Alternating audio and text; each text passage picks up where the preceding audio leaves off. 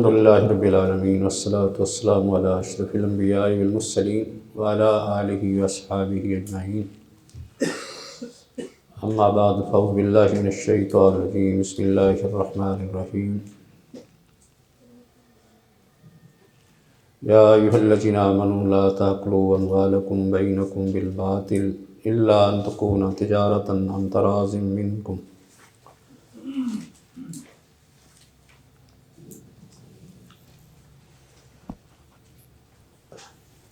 On line تجارت کے سلسلہ میں دو معروف طریقے، جو ایک زبانی مکالمے کا طریقہ اور دوسرا تحریر کا طریقہ کہلاتا ہے، ان کے لیے جو وسائل استعمال ہوتے ہیں یا جن برقی آلات کا استعمال کیا جاتا ہے ان کا بیان کر دیا ہے، اور ان کے کچھ قواعد و ضوابط بھی بیان ہو چکے ہیں، کیونکہ زیادہ تر ان وسائل کے ذریعے، جدید آلات کے ذریعے تجارت کے قواعد و ضوابط وہی ہیں جو عام طور پر تجارت کے ہیں۔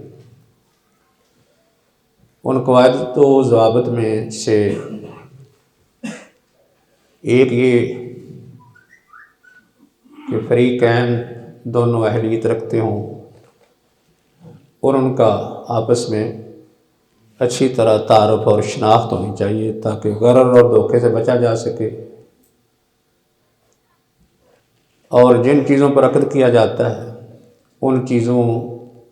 کو شریعت نے حرام قرار نہ دیا ہو یا ان کی منفعت کو ناجائز قرار نہ دیا ہو۔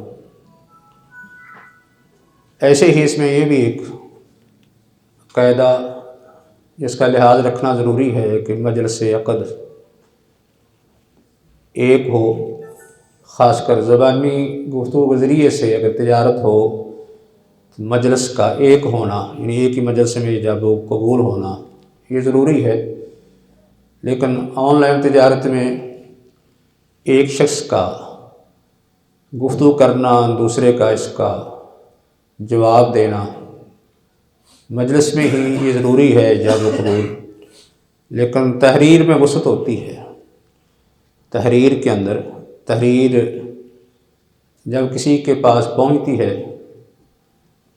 تو اس وقت ایجاب شروع ہوتا ہے، بعد میں وہ شخص کیونکہ تحریر کے ذریعے سے قبول کرتا ہے، تو جب تک وہ تحریر آفر کرنے والے کے پاس نہیں پہنچتی اس وقت تک وہ قبول مکمل نہیں ہوتا۔ اور جدید آلات میں ایجاب کرنے والا، یعنی اپنے سامان کو بیچنے کی پیشکش اور آفر کرنے والا، اس میں مدت بھی دیتا ہے کہ فلاں مدت تک یہ آفر ہے، اس مدت میں اس کو قبول کرنے کی بھی گنجائش ہوتی ہے۔ اس مدت کے اندر جب وہ قبول کر لے گا تو یہ اس کا قبول کرنا صحیح اور معتبر ہوگا۔ ایسے ہی ہم نے اس میں یہ بھی ذکر کیا کہ بیع سلم اور بیع صرف، یعنی کرنسی کی بیع یا منی ایکسچینج، یہ عقود یا یہ معاملات آن لائن نہیں ہو سکتے، کیونکہ ان میں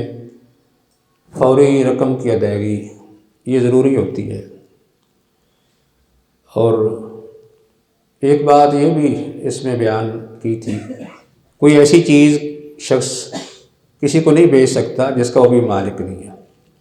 لا تبع ما لیس عندک، حضرت حکیم حزام علی روایت کے مطابق لا تبع ما لیس عندک،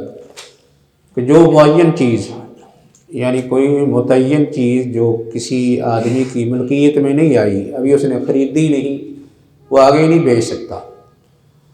صرف صفات کی صورت میں ہو سکتی ہے۔ بیع سلم کیونکہ صفات کی بنیاد پر ہوتی ہے، بیع سلم ہو سکتی ہے۔ اس کے علاوہ عام جو بیع ہے وہ یعنی ملکیت میں آنے سے پہلے کوئی شخص دوسرے کو نہیں بیچ سکتا، کسی سے وعدہ کر سکتا ہے، یہ بات ذکر کی تھی، کسی سے وعدہ کر سکتا ہے کہ میں کسی کے پاس موجود ہے، خریدنے کے بعد آپ کو دے دوں گا، پھر وہ اس کا مالک بننے کے بعد دیتا ہے، یعنی وعدہ کرتا ہے دینے کا۔ وعدہ تو کر سکتا ہے لیکن مالک بننے سے پہلے کسی اور کو بیچ نہیں سکتا، یا پھر وہ کسی کا وکیل بن کے کمیشن لے کر یہ سودا طے کروا سکتا ہے۔ کسی کے پاس چیز ہے، وہ کہے کہ میں اس سے لے کر دے سکتا ہوں لیکن اس پر میں کمیشن لوں گا، یعنی بطور وکیل یا بطور ایجنٹ بائع اور مشتری کے درمیان یہ کردار ادا کر سکتا ہے۔ اور ایک اصول اس میں یہ بھی ہے کہ اگر کسی نے چیز خرید لی ہے تو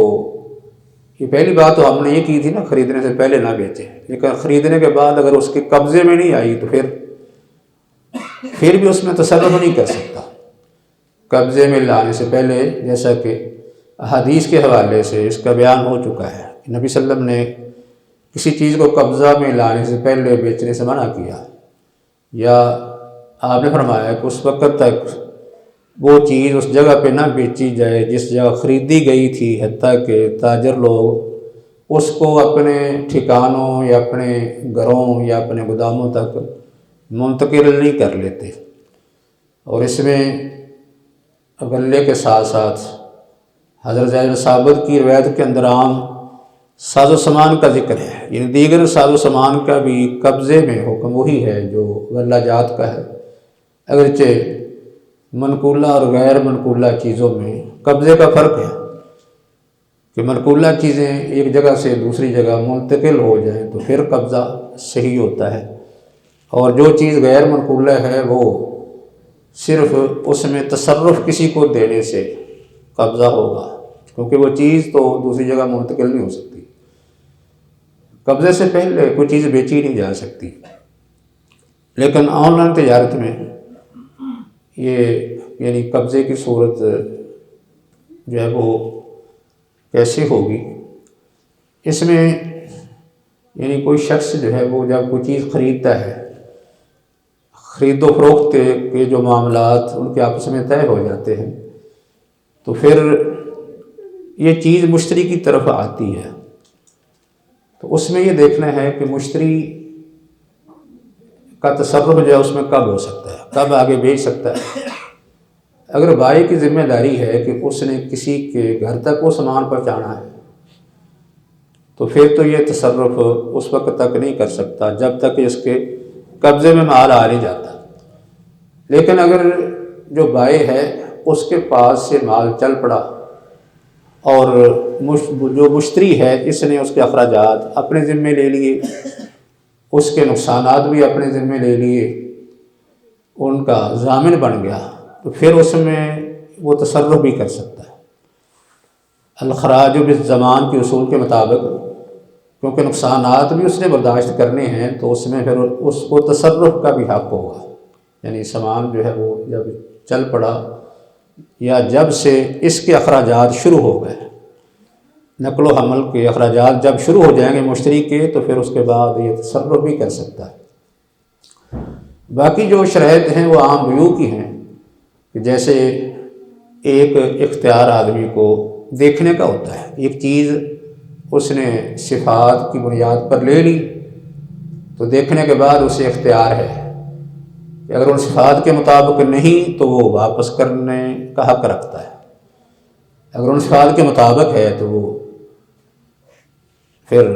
اس کو قبول کرنے کا پابند ہے، لیکن ان صفات کے مطابق نہیں، اگر چاہے تو رکھ لے لیکن واپس کرنے کا بھی اسے اختیار ہے۔ اگرچہ اس صورت میں مشتری کو پھر واپسی کے اخراجات بھی برداشت کرنے ہوں گے۔ ایسے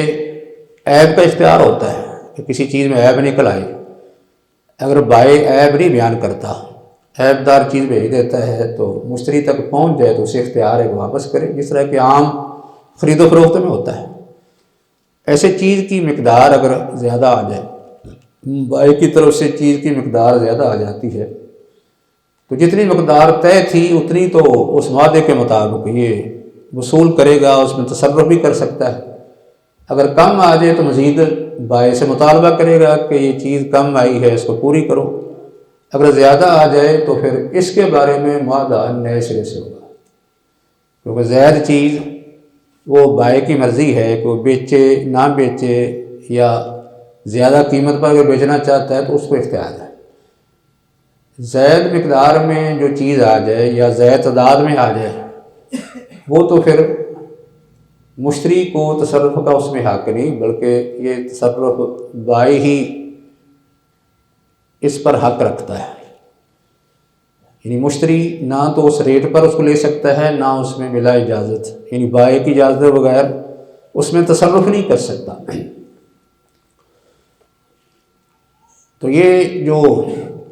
یعنی کمی بیشی اگر سامان میں ہو جاتی ہے تو اس میں اس کی تلافی ہو سکتی ہے، بائع مشتری کو میں سے ہر ایک کو، دونوں کو حق ہوتا ہے، ورنہ پھر ان کی رضامندی نہیں ہوئی، کیونکہ رضامندی بھی دونوں کی شرط ہے۔ تو رضامندی مصنوعی نہیں بلکہ حقیقی ہونی چاہیے۔ حقیقی رضامندی وہ ہوتی ہے جس میں فریقین جس چیز پر یا جن شرائط پر، جن صفات پر ان کا اتفاق ہوا ہے ان کے مطابق وہ سودا طے پائے، پھر ان کی رضامندی ہے۔ لیکن اگر کسی کی طرف سے دوسرے کو دھوکہ دیا جاتا ہے یا کوئی کمی بیشی کی جاتی ہے تو اس میں ان کی رضامندی پھر نہیں ہوگی، یا ایک کی رضامندی ہے دوسرے کی نہیں، تو رضامندی کے بغیر شرعی طور پر یہ تجارت بہرحال واقع نہیں ہوگی۔ یہ تو خیر کچھ قواعد و ضوابط تھے۔ اس کے بعد یہ جاننا بھی ضروری ہے کہ یہ خرید و فروخت کے جو آن لائن معاملات ہیں یہ طے کیسے ہوتے ہیں، اس کے بارے میں کچھ مختصر سا بیان ہو چکا ہے کہ جو بائع بیچنے والا ہے یا اپنے سامان کی آفر کرنے والا، آن لائن تجارت میں اس کی ضروری ہوتا ہے کہ اپنی کوئی ویب سائٹ بنائے، اور ویب سائٹ جو ہے اس کی کوئی ایسی قابل اعتبار ہونی چاہیے جس پر دوسرے لوگ اعتماد کریں، یعنی دوسرے لوگوں کو کسی دھوکے اور فراڈ کا اس میں امکان نظر نہ آتا ہو، پھر ہی وہ قابل اعتماد ہوگی۔ اور یہ معتبر کسی سافٹ ویئر ہاؤس سے بنانا یہ ذمہ داری ادارے کی، کمپنی کی، یعنی جو تجارتی کوئی ادارہ ہے اس کی ہوتی ہے کہ اپنی ویب سائٹ کوئی قابل اعتبار بنائے، اور اس میں کیونکہ اس نے اپنی چیز بیچنی ہوتی ہے، چیز کی صفات، قیمت، اس کی تفصیلات یہ بتانی ہوتی ہیں، یہ ان کی ذمہ داری ہے۔ باقی دوسری ذمہ داری یہ ہوتی ہے کہ اگر مشتری کی طرف سے، خریدار کی طرف سے کوئی آرڈر آیا ہے تو آرڈر کی سمری بنا کے بھیجنا اور اس کی قیمت وغیرہ ارسال کرنا تاکہ دونوں کے درمیان اتفاق ہو سکے۔ ایسے ہی اس میں یہ بھی ہوتا ہے کہ جب کوئی آدمی کوئی چیز خریدنا چاہتا ہے تو اس کو اپنی پوری معلومات دینی ہوتی ہے، یعنی فروخت کنندہ یا بائع کی طرف سے جو معلومات مطلوب ہوتی ہیں وہ ساری کی ساری معلومات مشتری کی ذمہ داری ہوتی ہے کہ وہ ان کو پہنچائے۔ جب ان کو پہنچتی ہیں تو پھر وہ ان معلومات کی تحقیق کرتے ہیں، حتیٰ کہ اس کے جو مالی وسائل اور مالی سورسز ہوتے ہیں ان کی بھی تحقیق کرتے ہیں۔ اس نے اگر حوالہ دیا ہے کہ میں آپ کو رقم بینک کے ذریعے یا کریڈٹ کارڈ کے ذریعے بھیجوں گا تو واقعی ہی پیچھے کوئی رقم بھی ہے کہ نہیں، جس بینک میں اس کا اکاؤنٹ نمبر ہے وہاں کوئی رقم موجود ہے، اس کی تحقیق وغیرہ کر کے یعنی اچھی طرح جو معلومات خریدار بھیجتا ہے ان معلومات کی وہ تحقیق کرتے ہیں، ان کو کنفرم کرتے ہیں، اس کے بعد پھر یہ سودا مکمل اور فائنل ہوتا ہے۔ پھر آگے خریدار کی طرف سے جو معلومات دی جاتی ہیں ان کے مطابق تجارتی کمپنی یا ادارہ یا شخص وہ پھر چیز بھیج دیتا ہے، بھیجنے کا پابند ہوتا ہے جو اس نے خریدی ہوتی ہے۔ اور جو خریدار ہے وہ کیا کرتا ہے، خریدار جو تجارتی ویب سائٹ ہوتی ہے اس میں وہ اپنے یعنی کمپیوٹر کے ذریعے سے، نیٹ کے ذریعے سے اس میں داخل ہوتا ہے اور اپنی مطلوبہ چیز تلاش کر کے اس کا تعین کرتا ہے اور اس کی کوئی مقدار یا تعداد یہ بیان کرتا ہے، یعنی یہ چیزیں بیان کرتا ہے کہ مجھے فلاں چیز چاہیے اور اتنی مقدار میں یا اتنی تعداد میں چاہیے، یہ اس کی طرف سے طلب ہوتی ہے۔ تو طلب کے بعد پھر جب تجارتی کمپنی یا کوئی شخص جو اپنی چیز بیچنا چاہتا ہے وہ پھر آرڈر کی سمری یا قیمت کی تفصیلات بھیجتا ہے، ایسے ہی وہ دیگر معلومات اس سے طلب کرتا ہے، تو یہ معلومات پھر ان کو بھیج دیتا ہے۔ جس ذریعے وسیلے سے چیز آنی ہوتی ہے ان کو بھی اپنی معلومات دیتا ہے کہ یہ نام، یہ پتہ، یہ میرا جو ہے وہ موبائل نمبر، یہ ای میل، یہ پوری تفصیل مہیا کرتا ہے۔ یعنی فروخت کنندہ کو، جو مشتری ہے، اس نے معلومات دینی ہوتی ہے۔ ایک تو اپنی چیز مطلوبہ جو ہے اس کی نشاندہی، پھر اس کی مقدار، یعنی جن صفات کی حامل چیز چاہیے وہ صفات بیان کرتا ہے، پھر ان کی طرف سے جو مطلوبہ معلومات ہوتی ہیں وہ ان کو بھیجتا ہے۔ ان کی طرف سے جب قیمت یا سمری کا آرڈر آتا ہے تو اس کو یہ فائنل کرتا ہے، قبول کرتا ہے۔ اس کے بعد پھر مرحلہ جو ہے وہ قیمت کی ادائیگی کا آتا ہے۔ قیمت کی ادائیگی جو ہوتی ہے وہ مختلف ذرائع سے ہوتی ہے۔ اس میں خاص کر جو خریدار ہے وہ تحقیق یہ کرتا ہے کہ واقعی ہی جس ادارے کی طرف اس نے اپنی معلومات بھیجی ہیں یا کارڈ کی تفصیلات بھیجی ہیں تو قابل اعتماد ہے۔ اس لیے کیونکہ بعض ایسے بھی ویب سائٹ ہوتے ہیں کہ جن میں دھوکہ ہو جاتا ہے، چوری ہو جاتی ہے، معلومات چوری ہوگی۔ مثلا کوئی آدمی اپنے کارڈ کی تفصیل بھیجتا ہے کہ میرا ڈیبٹ کارڈ، اس کا یہ نمبر ہے اور اتنی رقم جو ہے وہ بھیجی جا رہی ہے۔ اگر کوئی شخص جو ہے وہ کسی کی ویب سائٹ کو، خاص کر تجارتی کوئی ادارہ ہے، اس کو چوری کر لے، ہیک کر لے، تو اس طرح اس کی رقم جو ہے وہ کسی اور جگہ منتقل کرا سکتا ہے۔ یعنی اس طرح کے دھوکے ایسے میں ہوتے ہیں۔ اس لیے خریدار نے تحقیق کرنی ہوتی ہے کہ تجارتی ادارہ یا شخص جس کی طرف اپنی یہ معلومات بھیج رہا ہے وہ واقعی قابل اعتماد ہے، اور جو فروخت کنندہ ہے یا تجارتی کوئی کسی کی ویب سائٹ ہوتی ہے یا کوئی تجارتی کمپنی یا ادارہ ہے، وہ بھی کوشش کرتے ہیں کہ اپنی ویب سائٹ کو محفوظ رکھیں۔ یعنی اپنا جو ہے وہ مخصوص کوئی سافٹ ویئر خریدتے ہیں اور اس کو محفوظ رکھنے کی بھرپور ان کی کوشش ہوتی ہے، کوئی شخص اس میں معلومات کو چوری نہ کر سکے، کیونکہ اگر چوری کر لی اس نے تو دونوں میں سے کسی کا نقصان ہو سکتا ہے۔ اس سے بچنے کے لیے اس میں تحقیق کرنی ہوتی ہے۔ تو اس کے بعد پھر جو شخص چیز خرید لیتا ہے، خریدنے والا، یہ قیمت ادا کرتا ہے۔ جو چیزیں لینی ہوتی ہے نا وہ قیمت کی ادائیگی کے بعد وہاں سے بھیجی جاتی ہے۔ تو وہ جس طرح یہ معلومات دے گا، جو ایڈریس، پتہ، عنوان یہ ارسال کرے گا، اس کے مطابق وہ چیز بھیج دی جائے گی۔ تو بھیجنے والا تجارتی ادارہ یا شخص وہ جب چیز بھیجنا چاہتا ہے تو اس میں باقاعدہ مدت اور جس طریقے سے چیز پہنچے گی یہ تفصیلات دے دیتے ہیں، اتنی مدت میں اس طریقے سے یہ چیز پہنچے گی، یہ چیزیں دے دیتے ہیں، اور خریدار جو ہے وہ انتظار کرتا ہے۔ لیکن اس نے جو قیمت ادا کرنی ہوتی ہے، قیمت ادا کرنے کا کیا طریقہ ہے؟ نقد و نقدی یا آمنے سامنے جو تجارت ہے، جو عام تجارت ہوتی ہے، اس کے طریقے آن لائن تجارت کے طریقے سے مختلف ہیں، کیونکہ یہاں کوئی شخص خود جا کے قیمت ادا کر دیتا ہے، کسی آدمی کو بھیج دیتا ہے قیمت دے کے، ایسے چیزیں بھی وصول ہو جاتی ہیں۔ لیکن آن لائن تجارت کے اندر کیونکہ خود جا کے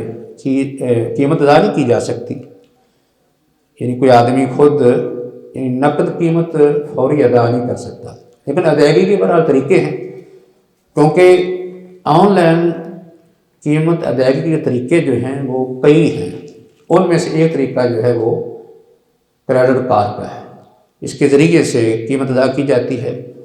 یہ مختلف جو طریقے ہیں، یعنی برقی آلات کے ذریعے سے، جیسے اے ٹی ایم کارڈ بھی چلتا ہے، اس طرح یہ کریڈٹ کارڈ ہیں، یعنی اس طرح ایزی پیسہ آج چل پڑا۔ یہ مختلف طریقے ہیں جن کے ذریعے سے باقاعدہ جو ہے وہ قیمت فروخت کنندہ کی طرف ارسال کی جاتی ہے۔ تو یہ طریقے جو ہیں ان میں بھی بڑی جلدی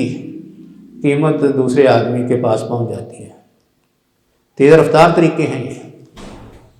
بعض دفعہ جو ہے ایک آدمی خود وہاں جانا چاہے اتنی دیر تک نہیں پہنچتا جتنی دیر تک ان چیزوں کے ذریعے سے رقم پہنچ جاتی ہے۔ بڑے یعنی تیز رفتار طریقے ہیں۔ تو یہ طریقے جو ہیں وہ ان کے فائدے بھی ہیں، ایک چیز یا ایک رقم جو ہے وہ بیٹھے بٹھائے آدمی دوسری جگہ بھیج دیتا ہے، اخراجات بھی کم ہیں، وقت کم لگتا ہے، لیکن اس کے ساتھ ساتھ جو ہے وہ ان چیزوں کے نقصانات بھی ہیں۔ اس لیے یہ چیزیں تیز رفتاری سے کام کرنے والی ہیں، تو اس میں آدمی اپنا پیسہ بہت زیادہ جلدی اور ضرورت سے زیادہ خرچ کر لیتا ہے۔ یہ بھی ایسے ہوتا ہے نا، جتنی یعنی پیسے کو منتقل کرنے کی آسانی ہوگی اتنا خرچ بھی زیادہ کرے گا۔ ایک آدمی نے پیسہ جو ہے وہی خرچ کرنا ہے جو اس کے پاس ہے۔ بس اوقات پیسہ نہیں ہوتا تو وہ خرچ نہیں کرتا، اپنی ضرورتیں جو ہیں وہ روک کے رکھتا ہے یا کم کر لیتا ہے، کفایت شعری کرتا ہے۔ لیکن اگر اس کو پیسہ پتہ ہو کہ پیسہ جو ہے مجھے فوری مل جائے گا تو وہ خرچ زیادہ کرتا ہے۔ اس طرح جو ہے وہ یہ یعنی نقصانات بھی ان چیزوں کے ہیں کہ آدمی جلدی پیسہ خرچ کرتا ہے اور ضرورت سے زیادہ خرچ کر لیتا ہے کیونکہ فوری رقم اس کو مل رہی ہوتی ہے۔ تو یہ نقصانات جو ہیں اس کے اپنی جگہ پر ہیں ان چیزوں کے۔ برابر تجارت میں، آن لائن تجارت کے اندر جو ذرائع قیمت کی ادائیگی کے لیے استعمال کی جاتے ہیں ان میں سے ایک طریقہ کریڈٹ کارڈ کا یہ مشہور ہے۔ اس کے ذریعے سے رقم فروخت کنندہ یا بائع کی طرف منتقل کر لی جاتی ہے۔ تو اس میں اصل یہ ہوتا ہے کہ وہ ادارے خاص کر جو یہ کارڈ جاری کرتے ہیں یا وہ کمپنیاں یا تجارتی جو ادارے ہیں وہ کارڈ جب جاری کرتے ہیں تو ایک تو تجارت سے پیسہ کماتے ہیں، مزید کارڈ کے ذریعے سے کماتے ہیں۔ یعنی مزید یہ ہوتا ہے کہ ہم پیسہ اور کمائیں۔ کارڈ سے پیسہ کمانا ایک تو ہوتا ہے کارڈ وغیرہ ایشو کر کے اس کی فیس لے کے، مزید اگر کوئی شخص جو ہے وہ ادائیگی میں تاخیر کر دیتا ہے تو اس پر سود کما کے مزید اس پر پیسہ کمایا جاتا ہے۔ یعنی ایک پیسہ کمانے کے طریقے ہیں جو بینکوں نے، کمپنیوں نے اختیار کی ہوئی ہے۔ تو بہرحال اس کا جو فائدہ ہوتا ہے وہ یہ کہ کسی آدمی کی رقم کارڈ کے ذریعے سے جو ہے وہ دوسرے تک پہنچ جاتی ہے، خاص کر جس کو ادائیگی کرنی ہوتی ہے یا جس سے کوئی چیز خریدتا ہے اس تک رقم پہنچانے کے لیے یہ ایک اہم ذریعہ ہے۔ کریڈٹ کارڈ جو ہوتا ہے وہ یعنی عام شناختی کارڈ کی طرح ہی ہوتا ہے جو جیب میں آ جاتا ہے۔ اس کا ایک سائز ہے جس میں اس کا نام، اس کی جو ہے وہ تاریخ اجرا کی، اسی طرح انتہا کی، یہ چیزیں لکھی ہوتی ہیں۔ باقی اس کا اپنا مثلا شناختی کارڈ نمبر، فون نمبر، جاری کردہ ادارے کی معلومات، یہ چیزیں ساری اس میں لکھی ہوتی ہیں۔ تو یہ کارڈ جو ہوتے ہیں یعنی جنہوں کریڈٹ کارڈ کہتے ہیں۔ کریڈٹ کارڈ کا مطلب کیا ہوتا ہے؟ اس کا معنی ہوتا ہے اعتبار، اعتماد یا قرض کا کارڈ اس کو کہتے ہیں۔ یعنی اعتبار، اعتماد کیونکہ اس پر اعتماد کیا جاتا ہے، اس پر قرض ادا بھی کیا جاتا ہے، لیا بھی جاتا ہے۔ یہ ادائیگی کرنا یا لینا، اس وجہ سے یہ قرض کے لین دین کا کارڈ بھی ہے اور اس پر اعتبار کر کے اسے استعمال کیا جاتا ہے۔ یہ دو قسم کے ہوتے ہیں، یعنی جو کریڈٹ کارڈ ہے یہ دو قسم کا، ایک سودی ہے اور ایک غیر سودی ہے۔ ظاہر ہے کہ سودی کا استعمال شرعی طور پر جائز نہیں، جو غیر سودی ہے اس کا استعمال ہو سکتا ہے۔ کرتے تو دونوں کا استعمال بینک ہی ہے، اس لیے بینک کے اندر کسی آدمی کی مداخلت جو ہوتی ہے وہ اس کے ساتھ ایک تعاون ہے، لیکن اس وقت ایک ضرورت بن گئی، اس کے بغیر بہت سے معاملات آدمی انجام نہیں دے سکتا، خصوصی طور پر جس نے تجارت باہر کسی ملک میں کرنی ہے، اس میں تو بینک کے بغیر گزارا نہیں، کیونکہ بینک کے بغیر جو ہے وہ اعتماد نہیں بنتا۔ اس لیے یعنی جو کارڈ یعنی کریڈٹ کارڈ سودی استعمال ہوتے ہیں، ان میں چارج کارڈ یا کریڈٹ کارڈ، اسی طرح یہ ماسٹر کارڈ، یعنی یہ مختلف نام ان کارڈوں کے جو ہے وہ استعمال ہوتے ہیں۔ چارج کارڈ اور عام کریڈٹ کارڈ، ان میں فرق بنیادی یہ ہے کہ چارج کارڈ کی مدت محدود ہوتی ہے، یعنی محدود مدت کے لیے وہ استعمال ہو سکتا ہے، جب اس کی مدت ختم ہو جائے تو اس کے بعد اس کو منسوخ کر دیا جاتا ہے، اور اس میں قسط کی سہولت نہیں، یعنی ایک مدت ہوتی ہے کہ اس مدت تک ادائیگی ضروری ہے۔ جس آدمی نے اس کارڈ کو استعمال کر کے کوئی چیز خرید لی یا پیسے وصول کر لیے، اس نے ایک معین مدت تک اس کی ادائیگی کرنی ہے، اگر وہ معین مدت ادائیگی کر دے تو ٹھیک ہے، اگر نہ کرے تو اس کا کارڈ ہی منسوخ کر دیا جائے گا، یہ چارج کارڈ ہوتا ہے۔ لیکن اگر دوسرا عام کریڈٹ کارڈ ہو تو اس میں سہولت جو یہ بھی ہوتی ہے کہ قسطوں میں ادا کر دے، دوسرا اس میں مزید مہلت مل جاتی ہے، لیکن اس مہلت کے بدلے میں باقاعدہ رقم کے حساب سے اور اس مہلت اور مدت کے اعتبار سے سود ادا کرنا پڑتا ہے۔ عام کریڈٹ کارڈ میں یعنی مدت مل جاتی ہے، ایک شخص جو ہے وہ تاخیر سے ادا کر دے، کوئی حرج نہیں، قسطوں میں ادا کرتا رہے، لیکن جتنی تاخیر سے ادا کرے گا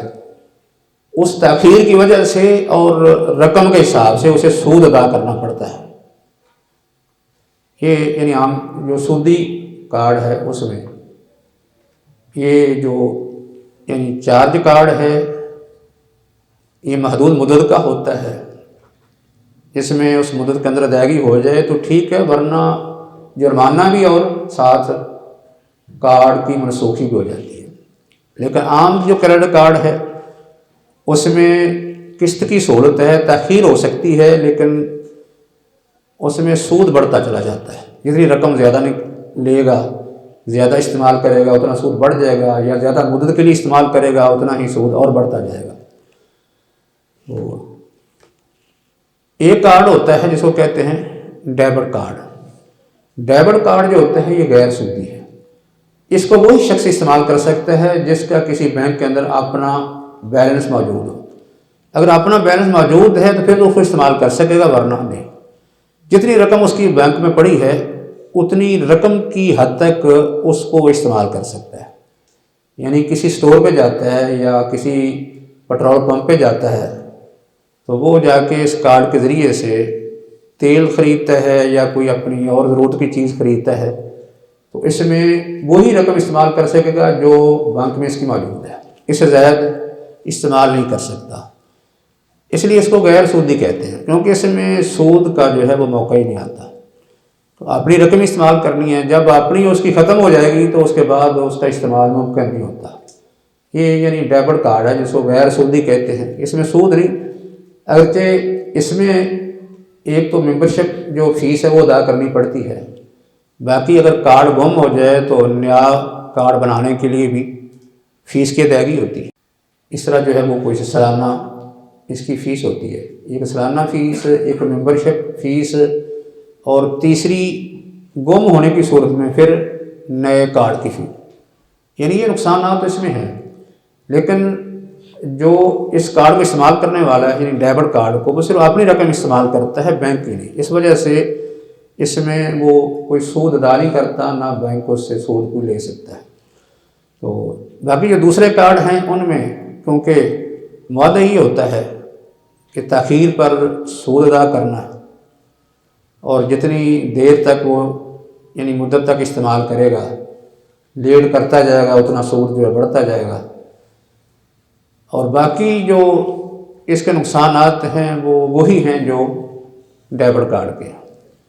تو اس میں بھی ممبرشپ فیس بھی ہے، پھر سالانہ فیس ادا کرنی پڑتی ہے، کارڈ اگر گم ہو جائے تو نئے کارڈ کے اجراء کے لیے پھر اس کی فیس ادا کرنی، لیکن اس میں ساتھ سود بھی ہے، سود بھی ادا کرنا۔ اور خاص کر وہ شخص جو اس کو استعمال کرتا ہے اس کا ایک نقصان یہ بھی ہوتا ہے کہ جن تجارتی مراکز یا سٹوروں پہ یہ شخص جاتا ہے ان کا ریٹ دوسروں سے کچھ زیادہ ہوتا ہے. بڑے بڑے سٹور ہوتے ہیں وہی یہ کارڈ استعمال کرتے ہیں, وہاں ریٹ زیادہ ہوتا ہے, اس کو وہاں بھی رقم زیادہ ادا کرنی پڑتی ہے. ان مزید جو ہے یہ بھی نقصان ہے. تو اس طرح جو ہے وہ یعنی ایک کارڈ جس کو ڈیبٹ کارڈ کہتے ہیں وہ تو جائز ہے کیونکہ آپ نے رقم استعمال کرنی ہے. دوسرے کریڈٹ کارڈ جو ہیں وہ چارج کارڈ ہو یا کریڈٹ کارڈ ہو یا ماسٹر کارڈ, یہ سودی کارڈ ہے سر. تو شرعی طور پر ان کا استعمال جائز نہیں کیونکہ اس میں باقی چیزیں تو خیر ایک سروس چارجز میں آ جاتی ہیں, ان میں تو گنجائش ہوتی ہے,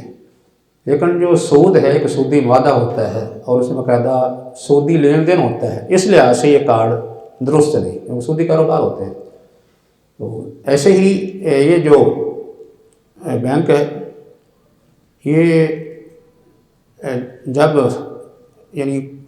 کوئی آدمی کارڈ استعمال کرتا ہے تو یہ تاجر سے بھی کمیشن لیتے ہیں. یعنی جس جگہ کارڈ استعمال ہوتا ہے نا وہاں تاجروں سے بھی کمیشن لیتے ہیں. یہ الگ ایک ان سے فائدہ اٹھاتے ہیں. ایک تو فائدہ اٹھایا جو شخص یعنی کریڈٹ کارڈ کا حامل ہے اس کو استعمال کرنے والا, اس سے مزید جہاں استعمال ہو رہا ہے وہاں بھی ان سے کمیشن لے کے اس سے فائدہ اٹھاتے ہیں. اس لیے بینک اور مالیاتی ادارے جو ان کارڈ کو جاری کرتے ہیں بہت سے وہ فائد سمیٹتے ہیں. تو یہ پھر ہم اس کا ایک تعارف کروا رہے تھے کہ کارڈ یہ دو قسم کے ہیں, ایک کا استعمال جائز ہے اور دوسرا جو سودی کارڈ ہے اور اس کے یہ مختلف نام, چارج کارڈ یا ماسٹر کارڈ یا پھر کریڈٹ کارڈ, یہ جو ہے وہ سودی ہیں جن کا استعمال شرعی طور پر جائز نہیں کیونکہ سودی معاہدہ سودی لین دین ان میں پایا جاتا ہے. باقاعدہ ایک ذریعہ تو ہے ایک شخص کے پاس تجارت کا, لیکن ان میں یعنی وہ کارڈ وہ استعمال کر سکتا ہے اپنی آن لائن تجارت میں بھی جس میں سودی کاروبار نہیں ہے, سودی معاہدہ نہیں ہے,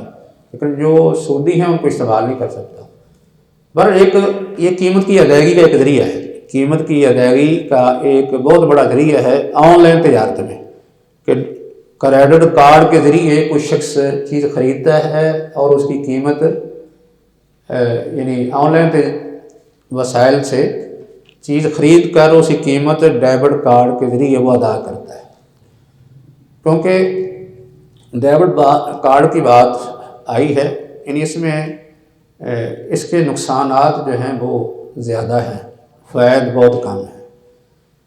سودی ہو تو پھر تو بہت زیادہ نقصانات ہیں کیونکہ سود بھی دینا پڑتا ہے, لیکن غیر سودی ہو تو پھر بھی نقصانات. سب سے زیادہ فائدے جو بینک اٹھاتا ہے یا کارڈ جاری کرنے والا ادارہ, جیسے کارڈ جاری کرنے والا جو ادارہ ہے یا بینک ہے وہ کتنے فائدے اٹھاتا ہے. ایک ممبر شپ فیس ہوگی, دوسرا جو ہے وہ سالانہ فیس ہوگی, تیسری جو ہے وہ کارڈ گم ہونے کی صورت میں مزید اجرا کے لیے فیس, اور ایک فائدہ اس کا یہ ہے کہ سود کماتا ہے. پھر تاجروں سے جو ہے وہ کمیشن وصول کرتا ہے. تو اس طرح کر کے جو ہے یہ اس کے بے شمار فوائد ہیں. سود بھی کماتا ہے, یعنی جب کوئی آدمی تاخیر کر دے ادائیگی میں تو اس پر سود بھی کماتا ہے. جبکہ جو تجارتی مراکز ہیں ان کو جو فوائد حاصل ہوتے ہیں وہ یہ ہے کہ ان کے پاس گاہک جاتا ہے تو ان کا تجارتی فائدہ ہوتا ہے کہ اس سے وہ اپنا پرافٹ کماتے ہیں. کیونکہ جن کے پاس کارڈ ہیں یا جنہوں نے کریڈٹ کارڈ استعمال کرنے ہوتے ہیں وہ مخصوص تجارتی مراکز میں جاتے ہیں, انہیں کو فائدہ پہنچے گا اور ان کی جو ہے وہ رقم بھی محفوظ ہوتی ہے, یعنی وصولی ان کی محفوظ ہو جاتی ہے جس میں کسی قسم کے دھوکے کا کوئی امکان باقی نہیں رہتا, یعنی کسی نقصان کا امکان نہیں رہتا کیونکہ بینک سے انہوں نے وصولی کر لینی ہے اپنی, یعنی پیسہ ان کا بینک میں محفوظ ہے اور انہوں نے وصول کر لینا ہے. یہ یعنی ان کو فائدہ ہوتا ہے. باقی جو کارڈ ہولڈر ہے اس کو اس سے کیا فائدہ حاصل ہوتا ہے؟ کارڈ ہولڈر اس سے کیا فائدہ اٹھاتا ہے؟ اس کو ایک فائدہ سب سے بڑا یہ ہے کہ پیسے ساتھ اٹھانے نہیں پڑتے. کوئی آدمی بازار جاتا ہے، سفر پہ جاتا ہے، تو پیسے اگر پاس ہوں تو چوری ہونے کا خطرہ، گرنے کا خطرہ، لیکن کارڈ کی صورت میں وہ پیسے چوری ہونے سے، پیسے کے نقصان سے نہیں بچ جاتا ہے، یہ اس کو بہت بڑا فائدہ ہے۔ لیکن اس کے ساتھ ساتھ اس کا باقی نقصانات تو آپ ہی جگہ جیسے پہلے بیان کر دیے، اس کی بہت سی رقم جو ہے وہ کارڈ کی فیسوں میں چلی جاتی ہے۔ سودی ہو تو پھر سود ادا کر کے اور نقصان اٹھائے گا۔ باقی ایک نقصان یہ بھی ہے، جیسے ابھی پہلے ذکر کیا تھا، کہ کارڈ ہولڈر جو ہوتے ہیں وہ اپنی ضرورت سے زیادہ سامان خرید لیتے ہیں۔ جیسے آپ نے یہ تجربہ بھی کیا ہوگا، آپ کے پاس پیسے نہ ہوں تو چیزیں بہت کم خریدتے ہیں، اپنی ضرورت کی چیزیں جو ہیں وہ بھی آدمی روک دیتا ہے، جب پیسے آئیں گے خرید لیں گے، اس طرح بچت ہوتی چلی جاتی ہے۔ لیکن اگر کسی کو پیسے مل جائیں نا، خواہ ادھار ہی مل جائیں، پتہ بھی ہوتا ہے کہ میں نے پیسے ادا کرنے ہیں تو ادھار مل جائیں، تو پھر آدمی ہاتھ کھلا کر دیتا ہے، ضرورت کی چیزیں جو اسے روکی ہوئی تھی وہ بھی خریدتا ہے، بلکہ بعض چیزیں ضرورت کے بغیر بھی خرید لیتا ہے۔ یہ آپ خود آزما کے دیکھ لیں، ایسے ہی ہوتا ہے کہ آپ کی جیب میں کوئی پیسے ڈال دے 10,000 روپے کہ یہ چلو قرض ہے 2-3 مہینے کے بعد ادا کر دینا، تو آپ جلدی سے اڑا دیں گے، جو چیزیں آپ نے خریدنی نہیں، لینی نہیں، وہ بھی لے لیں گے۔ اس طرح یہ بھی نقصانات ہیں کہ ایک شخص بازار جاتا ہے تو اس کو پتہ ہے کارڈ کے ذریعے میں چیز خرید سکتا ہوں، تو جو چیز پسند آ گئی وہ لے لی، خواہ ضرورت کی نہ بھی ہو پھر بھی آدمی لے لیتا ہے دیکھ کر کے اچھی چیز ہے اور پیسے بھی ہیں، اس لیے کوئی چیز اس کی رکاوٹ نہیں بنتی، اس سے فضول خرچی بھی ہوتی ہے۔ تو برخر یہ تو کارڈ کے نقصانات یہ فوائد تھے۔ باقی ہم جو ہے وہ ایک اس کا شرعی حکم معلوم کر رہے ہیں کہ کارڈ، ڈیبٹ کارڈ یا جو دوسرا کریڈٹ کارڈ ہے، یہ یعنی کسی تجارتی معاملے کے اندر رقم کی ادائیگی کا ایک بہت بڑا ذریعہ ہے، اس کے ذریعے سے قیمت ادا کی جاتی ہے۔ تو یہ ذریعہ آدمی استعمال تو کر سکتا ہے، لیکن شرط یہ ہے کہ وہ شرعی طور پر جائز ہو۔ جو کریڈٹ کارڈ ناجائز ہیں ان کو استعمال نہیں کیا جا سکتا، سودی معاہدہ ہونے کی وجہ سے ان کو استعمال نہیں کیا جا سکتا، لیکن جو جائز ہے اس کو استعمال کر کے کوئی شخص قیمت کی ادائیگی اس کے مطابق کر سکتا ہے۔ یہ ڈیبٹ کارڈ کا جو ایک ذریعہ تھا اس کے بارے میں یعنی شرعی حکم جاننے کے بعد اس کا استعمال کیا جا سکتا ہے، لیکن عام طور پر لوگ کیونکہ اس میں فرق نہیں کرتے سودی غیر سودی میں، انہوں نے رقم کی ادائیگی کرنی ہے، بس ایک چیز خرید لی ہے، کیونکہ رقم کی ادائیگی کی جب تک ضمانت نہ ملے تو فروخت کنندہ چیز بیچنے کے لیے تیار نہیں ہوتا، اس نے تو پھر ہی بھیجنی ہے جب اس کو کوئی ضمانت مل جائے گی کہ یہ قیمت یہ مجھے پہنچ گئی ہے یا پہنچ جائے گی، جب ضمانت مل جاتی ہے اس کے بعد پھر وہ چیز بیچتا ہے۔ تو اس طرح جو ہے یہ کریڈٹ کارڈ کا استعمال یہ یعنی وہ جائز ہے جو جس میں سودی معاہدہ نہیں، ایک ضرورت کے تحت، کیونکہ آن لائن تجارت کے قیمت بیچنے کے ذرائع ہیں ان میں سے ایک یہی ہے، کوئی آدمی اپنے ہاتھ سے قیمت ادا نہیں کر سکتا، تو اس کی ایک ضرورت کو ملحوظ رکھتے ہوئے اس سے اس تنگی کو ضرور دور کرتے ہوئے اجازت ہے لوگ استعمال کر لیں، لیکن وہ استعمال کرے کارڈ جو سودی نہیں ہے، غیر سودی ہے۔ اور ایک ذریعہ ہے اس کا، باقی پھر دوسرے جو ذرائع ہیں کچھ جو لوگ پیسہ منتقل کرنے کے لیے بھیجتے ہیں، ان میں ایک ایزی پیسہ بھی ہوتا ہے۔ ایزی پیسہ یہ بھی ایک ذریعہ ہے، اس کے ذریعے سے پیسہ بھیجا جاتا ہے۔ تو جو بھی ذریعہ استعمال کیا جائے اس میں اصل میں شرعی جو قواعد و ضوابط ہیں یا شرعی شروط ان کا لحاظ رکھنا ضروری ہے۔ باقی نئے ذریعہ ہونے کی وجہ سے اس پہ کوئی فرق نہیں پڑتا، کیونکہ اسلام یا ہماری شریعت جو ہے وہ نئے ذرائع و وسائل کو استعمال کرنے سے منع نہیں کرتی، لیکن جو بھی آپ کوئی نئی چیز یا نیا ذریعہ، نیا کوئی وسیلہ استعمال کرتے ہیں ان میں صرف یہ دیکھنا ہے کہ کہیں اس میں کوئی ایسی چیز تو نہیں پائی جاتی جس سے شرعی کسی قاعدے ضابطے سے ٹکراؤ پیدا ہوتا ہو یا اس کی مخالفت ہوتی ہو۔ اگر کوئی مخالفت نہیں ہے، ان ذرائع کا استعمال جو ہے اس میں صرف ان کا کمیشن یا جس کو وہ سروس چارجز کہتے ہیں یہ استعمال ہو سکتے ہیں۔ یعنی سروس چارجز جو ہیں وہ تو ان کا حق ہے، کیونکہ وہ اسی خدمت کے لیے بیٹھے ہوتے ہیں، کام انہوں نے کرنا ہوتا ہے۔ کسی کوئی آدمی جو ہے ان کو یعنی اپنے کام کے لیے استعمال کرتا ہے، ان کی منفعت کا استعمال کرتا ہے۔ شرعی طور پر کسی آدمی کی منفعت یا کسی چیز کی منفعت کا استعمال یہ جائز ہے جب اس چیز کا استعمال اور اس کی منفعت کا استعمال جائز ہو، تو پھر اس کو اجرت پر حاصل کرنے میں کوئی حرج نہیں۔ یعنی کوئی بھی چیز فی ذاتی ہی وہ جائز ہے یا اس کا استعمال جائز ہے، تو پھر اس کو باقاعدہ اجرت پر لینا یا کمیشن پر استعمال کرنا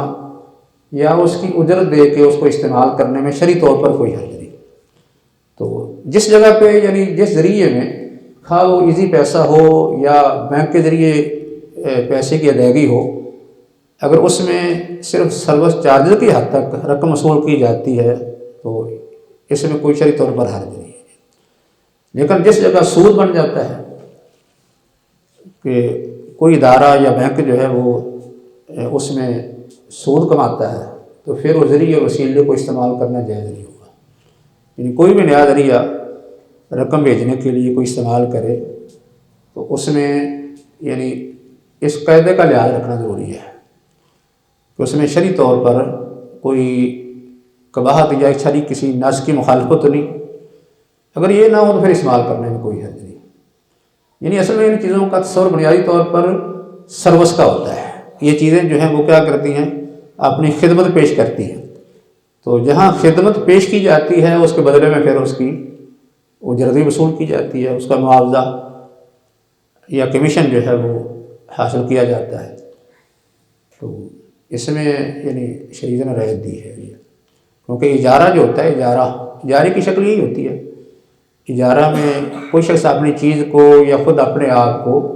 کسی کی خدمت پر لگاتا ہے، کسی کے کام میں لگاتا ہے، اپنی چیز کی یا اپنی منفعت دوسروں کو بیچ دیتا ہے کہ وہ شخص اس چیز کی منفعت سے فائدہ اٹھائے یا اس شخص کی منفعت سے فائدہ اٹھائے، تو اس کے بدلے میں پھر اسے باقاعدہ اس کی اجرت، اس کا معاوضہ یا کمیشن یا کوئی نہ کوئی جو ہے اس کا بدلہ اس کو دینا پڑتا ہے۔ تو بہرحال شرعی طور پر کیونکہ اس کی اجازت ہے اجارہ کی، تو اس لیے ان ذرائع کو استعمال کرنا صرف ان کی منفعت حاصل کرنے کے بدلے میں ان کو کوئی قیمت دینا، خواہ نام ان کا کوئی بھی رکھ دیا جائے۔ آج کل جو سروس چارجز کے نام سے لوگ اس کو استعمال کرتے ہیں کہ یہ جی صرف سروس چارجز ہے، تو یہ استعمال کریں اور اس کے بعد اس کا استعمال کر کے آدمی فائدہ اٹھا سکتا ہے۔ لیکن یہ دیکھنا کہ کہیں اس میں ناجائز کام نہیں ہے۔ یعنی شرعی جس کو کہتے ہیں نا کہ بنیادی طور پر جو رکاوٹیں ہیں وہ نہیں ہونی چاہیے۔ مثلا اس میں سودی کام ہے یا مثلا جوبے کا کام ہے یا کوئی غرر اور دھوکہ ہو رہا ہے یا اس طرح کوئی دیگر چیزیں ایسی ہوتی ہیں جس طرح کہ مثلا کوئی لاٹری کا کام ہے، اس طرح سٹہ کا کاروبار، یا اس کے علاوہ جو ہے وہ کاروبار کی آج کل نئی شکلیں جن میں شرعی طور پر کوئی نہ کوئی کسی نہ کسی اصول سے ٹکراؤ پیدا ہوتا ہے۔ یہ چیزیں نہ ہوں تو پھر یعنی عام تجارت کے اندر بھی اگر یہ چیزیں یا تجارت میں شرعی اصول و قواعد سے ٹکراؤ یا جو معاہدے کی شرائط ہوتی ہیں ان میں سے کسی شرط کا فقدان اگر ہو تو پھر وہ ناجائز ہے۔ اس طرح آن لائن میں بھی انہی کو دیکھا جائے گا، انہی قواعد و ضوابط کو دیکھا جائے گا عمومی طور پر۔ اگرچہ آن لائن میں کچھ چیزوں کے اندر اتحاد بھی کرنا پڑتا ہے، क्योंकि बेआईनी ही सारे कायदे ज़ाब्ते जो आम तौर पर आम खरीदो फरोख्त में इस्तेमाल होते हैं वो बेआईनी ही सारे ऑनलाइन तजारत में इस्तेमाल करना बेआईनी ही मुश्किल होते हैं। इसलिए उनमें जो है वो कुछ रियायत भी है, अहले इल्म ने कुछ इसमें आसानी भी दी है, यानी कुछ ना कुछ आम बैग की निस्बत, क्योंकि कुछ काम ऐसे हैं कि वो आम बैग की तरह यहाँ हो नहीं सकते, मुमकिन नहीं है। लेकिन मतलब यहाँ तो बात हम फ़िलहाल जो है वो कीमत अदायगी का जो एक तरीका कार्ड के इस्तेमाल तक था उसका कर रहे थे, क्योंकि क्रेडिट कार्ड का इस्तेमाल जो है वो ज़्यादा होता है। बाकी इसके अलावा दूसरे जो ज़राए हैं उनमें में से अगर कोई इस्तेमाल हो जाए तो कोई हर्ज नहीं। बाकी इसमें जो कबाहतें हों जिनकी वजह से इन चीज़ों का इस्तेमाल नाजायज़ होता है उनमें से बाद की जो है निशानदेही कर दी है। तो इस तरह कार्ड की जो अक़साम थी उनकी वजाहत भी हो गई है, कौन सा जायज़ है कौन सा नाजायज़ है, यानी कौन सा सूदी और कौन सा सूदी है। इसलिए इन चीज़ों को सामने रख के हम जो है वो किसी की रहनुमाई भी कर सकते हैं, ख़ुद इस्तेमाल करना हो तो ख़ुद भी कर सकते हैं, या किसी की रहनुमाई की जा सकती है इस तरीके से आप इन चीज़ों का इस्तेमाल कर सकते हैं।